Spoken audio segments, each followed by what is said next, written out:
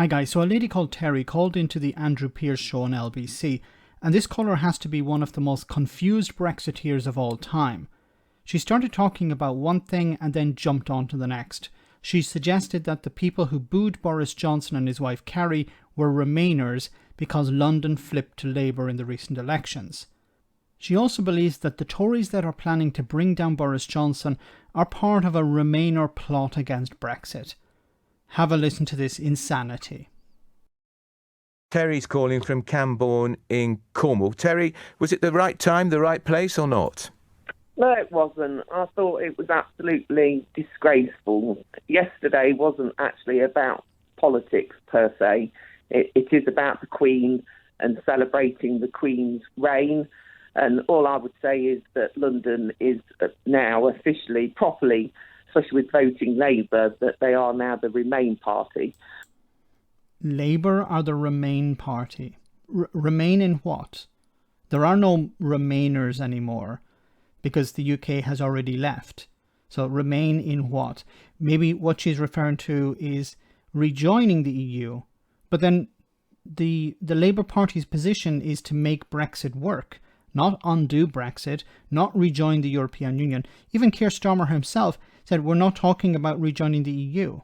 There hasn't been an argument made to rejoin the EU. That's what Keir Starmer said. So where is she getting this idea that because London flipped to Labour, that means London is a Remainer city now or something?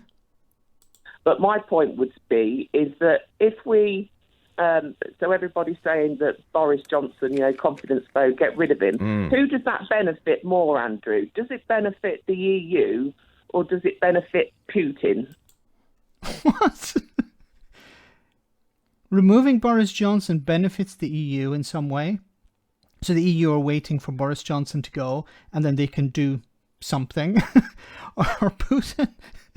Vladimir Putin is waiting for Boris Johnson to be removed so he can do something.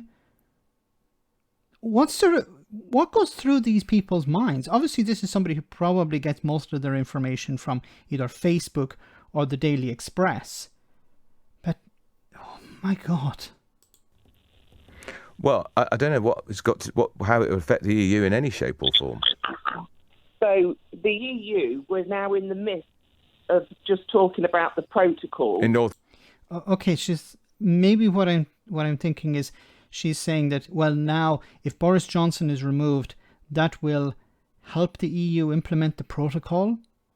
But it doesn't matter whether Boris Johnson is in power or not. It was signed by the British government. So it's the British government that have to implement the protocol. It's not really anything to do with Boris Johnson. And I've said this before. Boris Johnson doesn't understand the protocol. He hasn't read it. He hasn't read the withdrawal agreement. He doesn't understand it. And frankly, he doesn't care. He's using it, if he can, as a stick or as a distraction, more likely. Northern Ireland, we know that Boris Johnson wants to move forward. Yeah. Move forward? No, he doesn't want to move at all. That's the problem. He doesn't want to implement the protocol, it seems. Or his party, his government don't want to implement. Once again, Boris Johnson, I don't think, understands the protocol. But his party don't want to implement it, it seems. By the Tories, that majoritively, those that have come out, this is a Remain coup. We've now got Tobias Ellsworth talking about going backwards into the EU.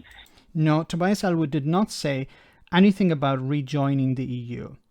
Tobias Ellsworth, for the record, is somebody who voted to remain in the European Union back in 2016, but said after the vote that the vote must be implemented. The result of the referendum must be implemented. So I wouldn't call that a Remainer. And Tobias Ellsworth did not say this week about rejoining the EU. He talked about rejoining the single market in order to help businesses in Great Britain. It is a complete Remain plot. But in the rest of the country, apart from London and the Westminster bubble, I just don't hear... Westminster bubble. Where do you think she got that slogan from? Where do you think she got that message from? I would love to sit down with somebody like this who talks about the Westminster bubble, and I'd like to ask them, is Northern Ireland part of the Westminster bubble? Is Scotland part of the Westminster bubble? Because I think if you were to ask people in Scotland if they're part of the Westminster bubble, they would probably say something like, hell no. Anybody talking about it at all. People are talking about mainly the cost of living. Yeah. That is, and lots of people. I mean, like yesterday, when Boris Johnson said that he was going to reopen the country, I mean, he was slandered for it, and he was going to kill everybody and all the rest of it. I think she's talking about Freedom Day here, where people said, look, if you open up the country too soon, many people are going to die. And people did die. That's a fact. But oh my God. The reason that we was all able to go and celebrate and joyous with the family is because of his leadership, his timing when he started to open the country, and thank God, his innovation with the decisions that he took regarding the vaccine. I mean, we're going over this again. It was not a requirement of Brexit to roll out the vaccine for two reasons. One is the head of the medical authority in the UK said it was not necessary to leave the European Union in order to roll out the vaccine. And second, Hungary, which is a member of the European Union, rolled out the vaccine at the same time. So if a country within the European Union rolled out the vaccine at the same time, and the head of the UK authority, medical authority, said it was not necessary to leave the European Union to roll out the vaccine, then why are people still saying this ridiculous, making this ridiculous point? And that has gone on to save millions of lives around the world. What? So Boris Johnson, so if people's lives are saved in other parts, now if she had said in the UK, okay, still wrong, but okay. But she said around the world. So the people of the world should thank Boris Johnson because he rolled out the vaccine first. Yeah, but Terry, he's not going to be judged on any of that. These Tory MPs will judge him on whether they think he's lied about Partygate.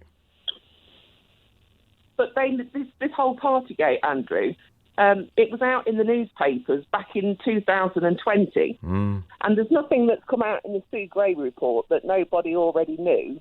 So again, these Remainer Tories, they are hiding behind the Sue Gray report. All right, Terry, thank you for that. All right, Terry, just thank you for that. Just to point out, quite a lot of the MPs who are criticising and have put their letters forward are not Remainers, they're Brexiteers. I'm thinking about Steve Baker. You wouldn't get a more Brexiteer than Steve Baker. So I don't buy it's a Remain plot, actually. I think it's about integrity and whether he's told the truth over Partygate. Which he hasn't. And once again, this is not, and kudos to Andrew Pearce for saying this is not a Remainer plot, because the people who are part of this attempt to oust Johnson include Steve Baker, who's definitely not a Remainer, and Tobias Ellwood, who could be barely called a Remainer. But once again, there are no Remainers anymore. There are people who want to rejoin the EU. The Labour Party have not said that they want to rejoin the EU.